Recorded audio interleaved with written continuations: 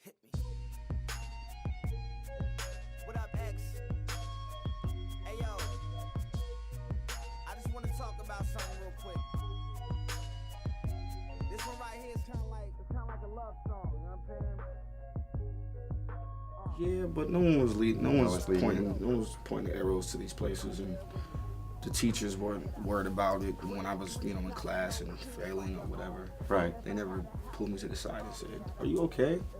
There were other things that I gravitated towards. You know what I mean? Like I really just immersed myself in television and art and theater and all types of stuff. I immersed myself in that just to not deal with the. So you found your passions. Those were your passions. Yeah, and those things kind of help numb the pain of my real life. You know what I mean? And so that's how I dealt with it. I dealt with it by not dealing with it. Were you able, or did you experience, periods where your mom would recover Definitely. and then relapse? And can you tell us about how that affected you? Definitely. There would be times where when I can look in my mother's eyes and know that it's her, and then it's, she's doing all the motherly things that you would expect a mother to do, like drop you off at school, make you breakfast, make sure you're okay and fed and clothed and all the basics. But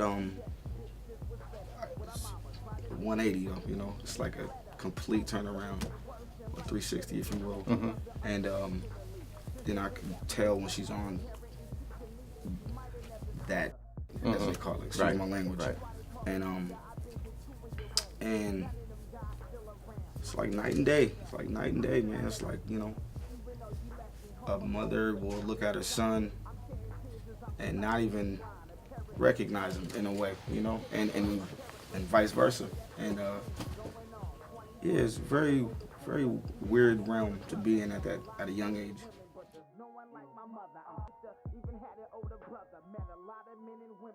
Well, my father, I'll start with my father. Mm-hmm. Our relationship is still developing. I think if you start relationship with your father at 15, I still got a lot of catching up to do.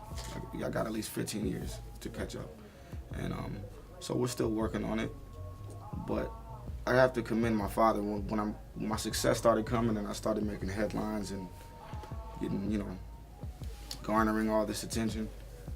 He still didn't, he still was the same old guy. He still didn't come to see me. He still didn't come to my shows. Didn't come to nothing that even when they had billboards of me around the whole city. You know what I mean? Still didn't show up. And I kind of respected him more for that. He wouldn't leech on to my success and just probably be like, no, that's my son. I gave him everything he has, and he wasn't that type of a dad. And so I kind of grew some respect for him, despite the fact that he wasn't there for, But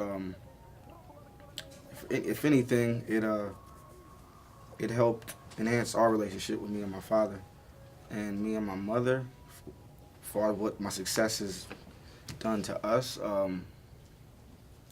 I think I have to say it enhanced our relationship too, because all the tools that I'm using, she can rightfully so say that she gave me those tools, my love for just when I was describing when I was a young kid and I could look in my mom's eyes and know the difference, and it's the same thing now,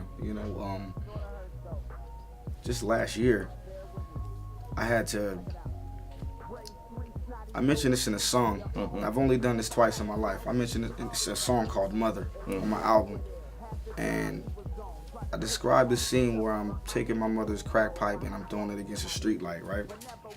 And on that song, I'm talking about an incident that happened maybe 1998, 97, something reflecting.